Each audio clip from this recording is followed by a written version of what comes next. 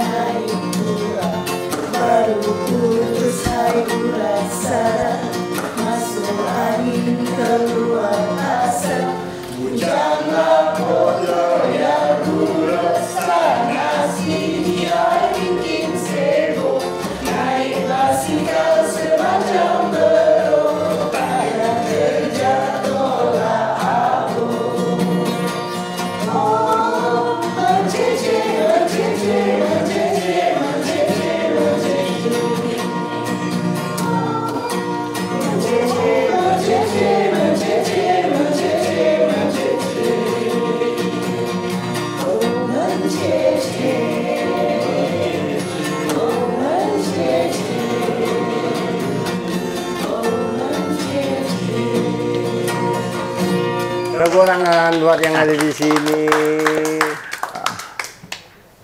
Dalam baskom diisi terigu, terigu dipakai buat kelepon. Assalamualaikum warahmatullahi wabarakatuh. Saatnya kita masuk di Melayu TV, kita serumpun. Waalaikumsalam. Okey, bersama saya Rizky Canai, orang ganteng di Pontianak. Paling ganteng ya. Paling ganteng. Selamat datang di Pontianak, Kalimantan Barat, Indonesia, pakcik, makcik. Buat yang penasaran, saya sedang bersama siapa saat ini? Saya kedatangan tamu jauh dari negeri seberang. Betul? Betul. Kalau naik bis bisa 1 hari 2 malam tu. Hampir lebih. Ya, sebab jalan sudah elok jadi 6 jam sahaja. 6 jam. Syukur Alhamdulillah. Terbang? Enggak. Naik darat. Darat. Ya. Saya kedatangan tamu dari negeri seberang Malaysia, khususnya Sarawak. Betul, Pak Cik? Betul. Dari Kelab Peminat P. Ramlee Sarawak. Ya. KPPRS. Ya. Okey. Kelab ini berisikan orang-orang Sarawak, betul? Yang menyukai tokoh P. Ramlee. Tokoh P. Ramlee ini tidak cuma terkenal di negerinya seorang, Pak Cik. Di Indonesia ni, dari zaman bapak saya kecil tu, sampai bapak saya almarhum dah. Syukur Alhamdulillah. Syukur, Dia terkenal dalam kalangan sampai rumpun sekarang Melayu. memang tokoh itu membumi sekali di Indonesia ini. Nah, boleh saya izin perkenalan Pak Cik dari mana ni ya? Enaknya dari Pak Cik sendiri adalah ya. Ya. Boleh perkenalkan nama Pak Cik siapa? Ya, saya Adi Badio Zaman Tua. Sekarang ini penasihat Kelab Peminat P. Ramlee dan sebelumnya adalah Presiden Kelab Peminat P. Ramlee untuk 12 tahun lebih. Lebih, 12 tahun sejak ditubuhkan kelab ini pada tahun 2012. Yang ahlinya sekarang ini sudah mencapai 210 orang. 200, satu kelab itu 210 orang. 10 orang ya. Asal Pak Cik memang dari Sarawak? Dari Sarawak. Asli. Yang sebelahnya ni. Saya Haji Sain Idris, Presiden Kelab P. Ramlee Sarawak. Sebelum itu timbalan Presiden untuk beberapa tahun, kena beliau yang merancang awal itu idea asal macam mana tu menjadikannya satu kelab. Kerana asalnya sebenarnya adalah himpunan manusia-manusia yang berminat dengan P. Ramlee tapi tidak ada saluran, tidak ada platform untuk melahirkan idea dan juga melancarkan, menampakkan dia punya minat itu. Maka kita telah berusaha dan ditubuhkanlah kelab ini. Inilah asalnya. Kerana mengimpun orang-orang berminat dengan P. Ramlee, sama ada filmnya, lagunya, ataupun tarian, ataupun ceritanya. Itu yang sebenarnya asalnya. Asal dari Sarawak juga, Pak Cik? Juga. Nah, dari ibu yang di ujung ni, sampai saya takut kita. Ibu, siapa nama ibu? Assalamualaikum warahmatullahi wabarakatuh. Waalaikumsalam. Saya Nurjana Haji Razali. Saya adalah Vice President KPPRS. Dan ini merupakan satu kelab organisasi yang kita telah tubuhkan pada tahun 2012 dan dikira is suatu pertubuhan yang diiktirafkan dan berdaftar dengan pihak agensi kerajaan. Jadi boleh bergerak secara official, secara rasmi. Begitulah yang kita harapkan untuk memajukan KPPRS. Okey, asalnya Sarawak juga. Asal daripada Kuching Sarawak. Kuching Sarawak. Sama ya. Sama. Okey, sebagai seorang yang penasaran ni, setelah saya dengar kelab ini nak bertandang ke Pontianak, kenapa kelab ini didirikan? Apa motivasinya Pak Cik nak dirikan kelab ini ni? Tujuannya? Tujuan utama kita ada dua. Satu ialah untuk memperkenal dan mempopularkan karya seni P. Ramlee, seniman agung P. Ramlee, yang seniman yang diiktiraf serantau, khususnya untuk mengembangkan pemahaman tentang falsafah dan juga nilai-nilai kemanusiaan yang disampaikan sama ada melalui filmnya, lagunya, ataupun juga dari segi dialog-dialog dalam filmnya. Yang kedua ialah kita berhasrat untuk menggalak generasi muda, terutama sekali untuk terlibat sama dengan kelab peminat P. Ramlee Sarawak ini untuk menghayati mesej-mesej ini, mempopularkannya dalam kalangan masyarakat setempat supaya mereka melihat seni itu bukan hanya sebagai satu karya seni tetapi yang syarat dengan amanat dan nilai-nilai kemanusiaan. Kalau bagi Bapak, Pak? Ya, sebenarnya kalau kita melihat apa yang telah berlaku ialah sekian lama kelab P. Ramlee itu, P. Ramlee sendiri wujud sebagai seorang seniman, apresiasi hanya kepada lakonan, lawak jenaka dan sebagainya, tapi jarang orang pergi ke dalam pemikiran yang wujud dalam P. Ramlee itu sendiri, yang dijadikannya bahan filem. Misalnya dalam cerita Bujang Lapuk, sedikit job kata, nama saja Melayu tapi panggil orang hoi-hoi. Orang Arab itu sebagai job. Tetapi sebenarnya itu satu sindiran yang cukup tajam. Kemudian P. Ramlee dalam cerita Pendekar Bujang Lapuk bercerita tentang macam-macam istilah tu, macam UMNO atau alif mim nun wo tu, sekarang kita sarkas katanya. Sekarang menambahlah manusia sarkas itu yang dikatakan oleh P. Ramlee 50 tahun dulu atau 20 tahun dulu. Dan juga kita lihat juga P. Ramlee banyak menimbulkan idea-idea yang cukup mantap. Tentang kalau kita tengok dalam cerita Tiga Abdul, itu satu cerita sindiran yang cukup tebas kepada masyarakat, mengajar masyarakat bagaimana harus mentadbirkan urusan negara, urusan pribadi. Nah, ini adalah idea yang orang setakat mentertawakan, tetapi P. Ramlee sebenarnya coba mengajar manusia dengan lebih mendalam. Katanya seni aku bukan untuk wang, seni aku untuk masyarakat. Masyarakat dinamakan di sini adalah masyarakat yang umum yang harus belajar membaiki diri sendiri sebagai anggota masyarakat menjadi manusia yang lebih baik. Dan ini yang sebenarnya kelab yang dicoba mengenengahkan pemikiran-pemikiran dalam ini kepada manusia. Ini yang sebenarnya perjuangan kita banyak menimbulkan aktiviti-aktiviti yang menimbulkan pemikiran, melestarikan pemikiran baru tentang P. Kita bukan nak menimbulkan klon P. tapi kita hargai dia, nilai yang dikemukakannya kepada masyarakat. Inilah sebabnya kelab P. ditubuhkan. Bukan sebuah kelab yang peminatnya hanya nak menyanyi, nak menari, nak berlakon, bukan. Ahli-ahlinya harus menjadi manusia yang lebih mulia daripada asalnya hanya sebagai peminat P. Sebab P. kalau kita lihat sejarahnya, lahir di Pulau Pinang. Menjadi manusia seni yang hebat di Singapura. Kemudian mati di Kuala Lumpur. Lebih dihargai di seluruhnya di Sarawak. Ada kelab P. ada auditorium P. ada jalan P. ada kursi P. dari Universiti Malaysia di Sarawak.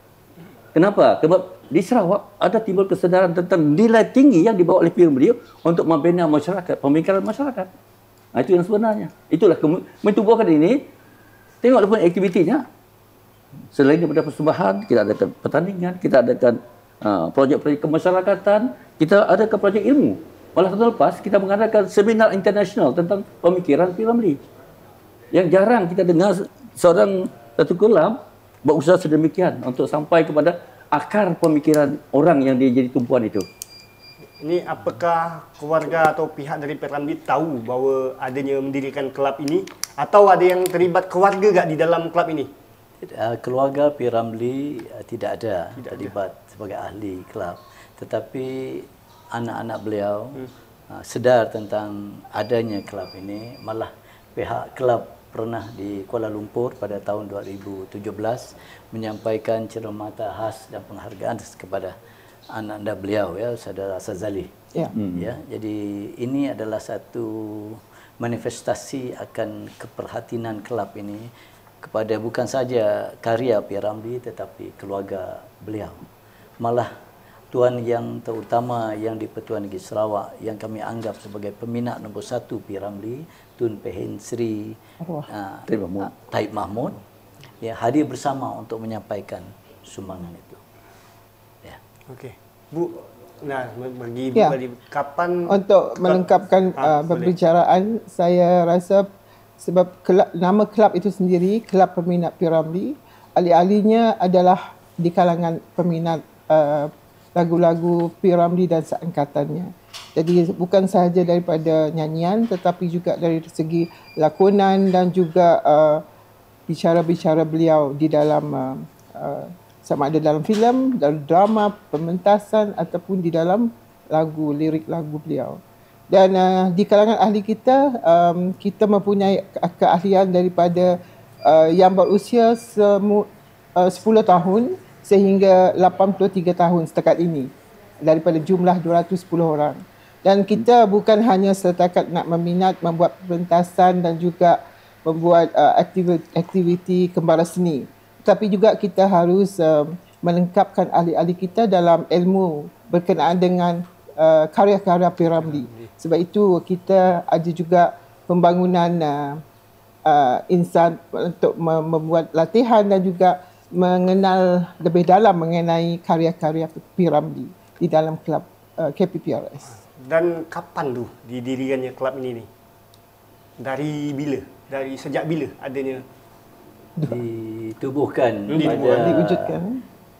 Ditubuhkan pada kita adakan mesyuarat pada bulan Jun 2012 dan syukur Alhamdulillah didaftarkan secara rasmi sebagai satu pertubuhan seni yang rasmi pada 1 Oktober tahun yang sama, 2012. Ya, jadi sekarang ini sudah 12 tahun ya, wujud dan berjaya menarik minat peminat P.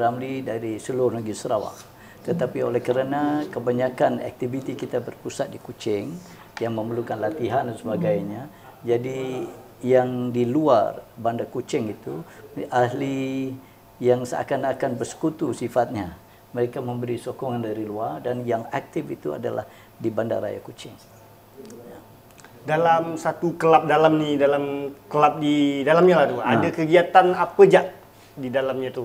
Apa ada ekskul kegiatan belajar nyanyi ke, belajar kayak ngelukis, kayak berdialog drama-drama gitu, ada ekskul ekstra belajar ni tak di dalam kegiatan kelab ini? Memang banyak sebenarnya. Kita hampir konstan latihan kita memang konstan supaya mereka memahami siapa P.Ramlee itu, apa pemikirannya, kemudian bagaimana mentafsirnya kepada masyarakat. Jadi kita lihatlah bahawa kelab ini walaupun ahlinya, ramainya 50 ke atas di zaman P.Ramlee, tetapi mereka masih boleh menari, boleh menyanyi dan boleh bercakap tentang P.Ramlee. Kerana kita nak P.Ramlee itu bukan sebagai ikon manusia yang tahu seninya, bagaimana memanfaatkan seninya, bagaimana menjadikannya satu bahan untuk masyarakat membina diri sebagai manusia agar menjadi lebih baik. Ini yang sebenarnya yang kita laksanakan, pelbagai yang kita laksanakan. Kita beri latihan macam-macam latihan kepada ahli-ahli. Selain daripada latihan untuk persembahan, kita ada latihan yang menambah ilmu. Ada yang belajar hadrah, ada belajar selawat dan sebagainya. Kita tambahkan ini supaya seniman itu menjadi seniman yang lebih total, lebih berilmu dan lebih mengetahui kenapa dia hadir di situ. Ini yang misi yang pertama, yang penting. Kita mula memperkenalkan inilah karya P.Ramlee. Kemudian kita angkatkan karya yang baik itu, kita kupas sebaik-baiknya, kemudian kita menjadikannya satu bahan supaya seni itu bukan ocek-ocek kata orang Sarawak, bukan alang-alang. Seni itu adalah diri kita. Diri kita. Seni itu adalah satu gambaran kepribadian kita, gambaran pemikiran kita, gambaran kita menerima dunia.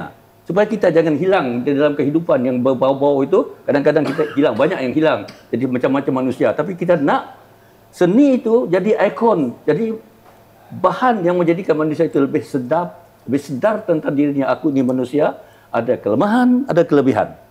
Sebab itulah kelab P.Ramlee pendekatannya bukan hanya menjadikan orang itu penyanyi, bukan menjadikannya penari. Itu memang biasa. Tetapi yang kita nak ialah menjadikannya manusia yang lebih sedar kehadirannya di dunia ini. Bukan hanya untuk itu. Ramai yang terperangkap dengan hiburan, dengan rasa gemar itu, tetapi tidak memahami kemanusiaannya. P.Ramlee, kelab P.Ramlee, peringkatnya disusun demikian daripada mengenali yang penting, kemudian menjadikan itu jadi satu ikon kepada manusia. Sebab P.Ramlee pada satu ketika mengatakan, manusia ni adalah manusia yang tidak berguna, yang tidak banyak faedahnya kepada masyarakat kerana enjoy sendiri. Kita tengok dia dalam ibu mertua aku misalnya, aku tidak mau keturunan aku kahwin dengan pemuzik. Apa artinya? Menghinakan orang seni kan. Ini kita nak atasi. Ini kita nak atasi. Itu kelab P.Ramlee itu mengatakan manusia seni itu adalah manusia yang coba menjadikan dirinya manusia yang berguna kepada masyarakat. Hanya masyarakat kadang-kadang tidak sedar apa usaha yang digunakan itu sebab mereka menggunakan pemikiran. Kadang-kadang masyarakat dia menggunakan hanya ikut-ikutan. Itu sebenarnya kita punya program dalam P.Ramlee. Berarti lebih ke diskusi mengenai memperkenalkan gimana si P.Ramlee, lebih ke gitu kali ya. Sebab kita nak orang melihat orang seni ini sebagai tak benarlah. Kita nak orang ni dihormati kerana dia ada peranan dalam pembinaan kemanusiaan. Orang seni lah yang memberi contoh di dalam filem, di dalam drama dan sebagainya. Contoh itu bukan berarti mereka itu sampah. Contoh itulah mengajar masyarakat, inilah dia sebenarnya kita menjadi manusia. Tuhan anugerahkan seni ini adalah untuk menjadikan kita alat panduan untuk kita menjadi manusia yang lebih baik. Itu kelab P.Ramlee punya pendekatan. Ini daripada idea bos saya ni. Asasnya. Nah kan ini kan berhubung banyak orang tua di dalam kelab P.Ramlee tersebut kan. Bagaimana caranya untuk mengenalkan gimana sih P.Ramlee ni ke anak-anak muda yang zaman sekarang yang milenial ni mungkin yang kurang tahu kayak P.Ramlee tu kayak gimana. Macam mana caranya supaya mereka tu bisa, oh ini loh P.Ramlee itu. Ini adalah antara cabaran utama bagi kita. Satu, kita perlu terima hakikat bahawa generasi muda mempunyai cita rasa yang berbeza. Kalau zaman P.Ramlee dulu, filem dan lagu-lagu merupakan, dan lagu-lagu Melayu dan lagu-lagu setempat misalnya merupakan satu-satunya pilihan. Ya, dan sekarang ini oleh kerana zaman teknologi, pembangunan ICT yang amat pesat, masyarakat pertembungan budaya telah membolehkan karya-karya seni dari luar negara itu meresap masuk ke dalam jiwa masyarakat kita. Jadi anak-anak muda yang lebih mudah terpengaruh, sedangkan orang tua itu dia setia dengan apa yang telah dia alami sejak kecil bersama di dalam masyarakatnya. Jadi kami melihat cabaran untuk mendekatkan golongan belia ini harus menggunakan pendekatan yang disenangi mereka. Satu daripadanya ialah perlombaan ataupun pertandingan nyanyian sebagai Lomba contoh. nyanyi. Ini akan memudahkan mereka merasa mereka adalah sebahagian daripada apa yang kita perjuangkan. InsyaAllah yang kita nak bawa ke Pontianak ini pun satu daripadanya ia perlombaan nyanyian lagu-lagu P. Ramlee. Saya izin nanya satu-satu ni, secinta apa Bapak terhadap P. Ramlee? Kebanyakan orang seni, bila dia tengah-tengah tinggi itu, pemain dia sanjungan. Tetapi bila jatuh itu, orang macam ada macam sampah. Menempatkan seorang seniman yang berjiwa besar, yang very pragmatic, yang tahu asal-usulnya untuk mengingatkan masyarakatnya bahawa kita sebenarnya besar. Satu bangsa yang bermaruah, berwibawa dan istimewa. Sulam emas bermata intan.